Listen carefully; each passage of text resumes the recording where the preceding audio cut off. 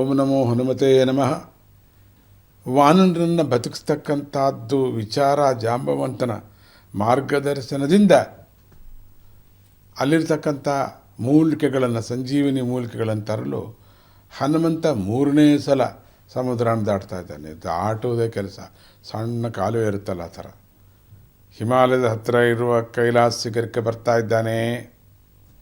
ಆದರೆ ಅಲ್ಲಿದ್ದ ಔಷಧಿ ದೇವತೆಗಳು ಹನುಮಂತನ ಭಯಂಕರ ಆಕಾರವನ್ನು ನೋಡಿ ಕಣ್ಣಿಗೆ ಕಾಣದೆ ಅಂತರ್ಧಾನರಾದರು. ಯಾರೂ ಕಾಣಲಿಲ್ಲ.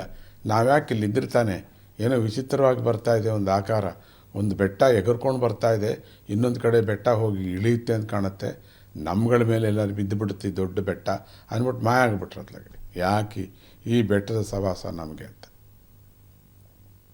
ಇದನ್ನು ಗಮನಿಸ್ತಕ್ಕಂಥ ಹನುಮಂತ ಅವನ ಪ್ರಾರ್ಥಿಸುವಷ್ಟು ಸಮಯವಿಲ್ಲವಲ್ಲ ಅಂದ್ಕೊಂಡ. ಅಯ್ಯೋ ಮಾಯ ಹೋಗ್ತಿದ್ದಾರಲ್ಲ ಇವರು, ನೋಡ್ತಾ ಇದ್ದಾನೆ, ಆದರೆ ಪ್ರಾರ್ಥನೆ ಮಾಡುವಷ್ಟು ಸಮಯ ನನಗಿಲ್ವಲ್ಲ.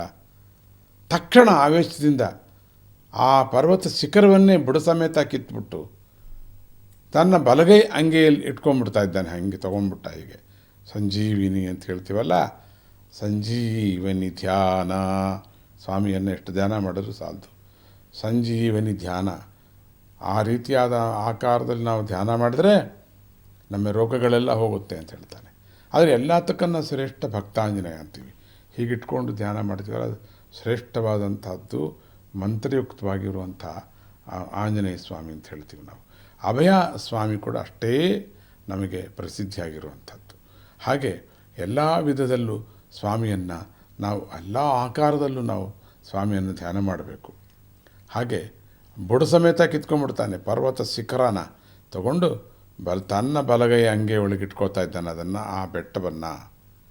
ಎಡಗೈಯಲ್ಲಿ ಗದೆಯನ್ನು ಇಟ್ಕೋತಾ ಇದ್ದಾನೆ, ಯಾರು ಬಂದರೆ ಕಷ್ಟ ಅಂತ. ಒಂದು ಕ್ಷಣವನ್ನು ವ್ಯರ್ಥ ಮಾಡದೆ ಅದೇ ಯಾವ ವೇಗದಲ್ಲಿ ಬಂದಿದ್ದಾನೋ ಅದೇ ವೇಗದಲ್ಲಿ ಸಮುದ್ರ ದಾಟಿ ವಾನರ ಸೈನ್ಯದ ಮುಂದೆ ಬಂದು ನಿಂತ್ಕೋತಾನೆ. ಆ ಸಂಜೀವಿನಿ ಪರ್ವತದ ಸುವಾಸನೆ ತಾಕಿದ ತಕ್ಷಣ ವಾನರೆಲ್ಲರೂ ಕೂಡ ಎದ್ಕೊಂಡ್ಬಿಡ್ತಿದ್ದಾರೆ. ಎಲ್ಲ ಇರ್ತಕ್ಕಂಥ ವಾನರೆಲ್ಲರೂ ಕೂಡ ಎದ್ದುಬಿಟ್ರು. ಏನೋ ಮಲಗಿದ್ದಾಗೆ ಎಚ್ಚರ ಆಯಿತು ಒಂದು ರೀತಿ ಎದ್ದುಬಿಟ್ರು. ಅಲ್ಲಿವರೆಗೆ ಬಾಣಗಳು, ಶೂಲಗಳು, ಈಟಿ ಮುಂತಾದ ಆಯುಧಗಳಿಂದ ಆಗಿರ್ತಕ್ಕಂಥ ಗಾಯಗಳೆಲ್ಲ ಇದ್ದಕ್ಕಿದ್ದಾಗ ವಾಸಿ ಆಗಿಬಿಟ್ವು. ಮುರಿದಿದ್ದಕ್ಕಂಥ ಮೂಳೆಗಳು ಕೂಡ ಸರಿ ಹೋಗ್ಬಿಟ್ವೆ.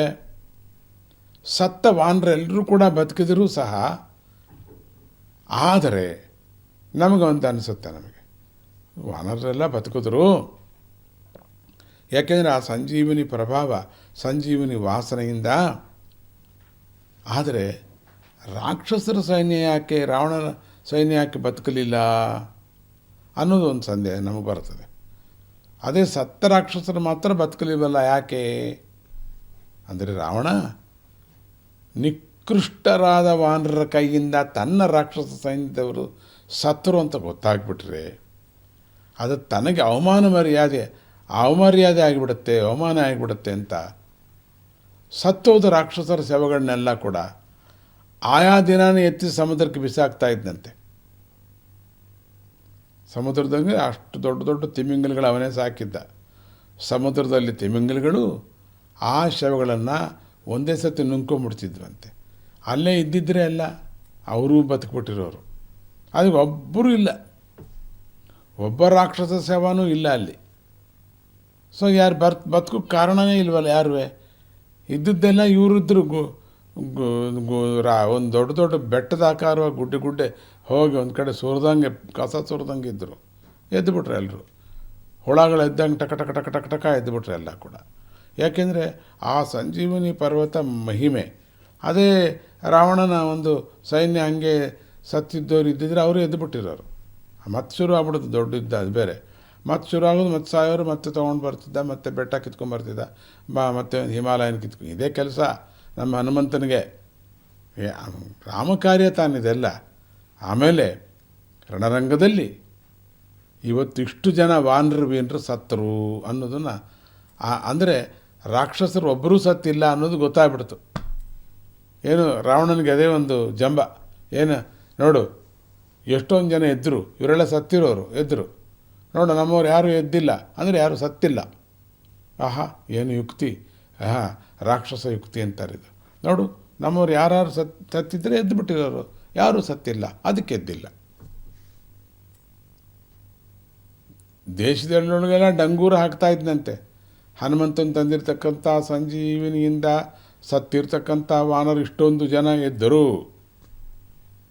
ನಮ್ಮವ್ರು ಯಾರು ಹೇಳಲಿಲ್ಲ ಅಂದರೆ ಯಾರು ಇಲ್ಲ ಅಂತ.